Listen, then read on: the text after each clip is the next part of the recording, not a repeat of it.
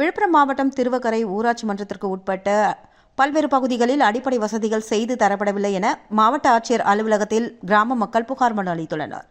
பகுஜன் சமாஜ் கட்சியின் விழுப்புரம் கிழக்கு மாவட்ட செயலாளர் அசோக் தலைமையில் திருவக்கரை கிராம மக்கள் மாவட்ட ஆட்சியர் அலுவலகத்தில் அவரை சந்தித்து புகார் மனு ஒன்றை அளித்துள்ளனர்.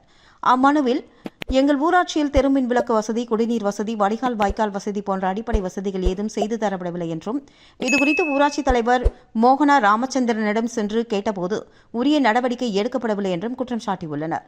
மேலும் அதற்கு மாறாக அவர், நான் தலைவர்தான், ஆனால் என்னை உருவாக்கியவர், ஊராட்சி மன்ற தேர்தலில் நிற்க வைத்து வெற்றி பெற வைத்தவர் எல்லாம் இதற்கு முன்பு தொடர்ந்து ஊராட்சி தலைவராக இருந்த பாஸ்கரன் என்பவர்தான் என்றும், ஆகவே அவர் சொன்னால்தான் என்னால் எதையுமே செய்ய முடியும் என்றும் தெரிவித்தார். மேலும் தனக்கு எந்த அதிகாரமும் இல்லை என்றும் அவர் தெரிவித்திருந்தார்.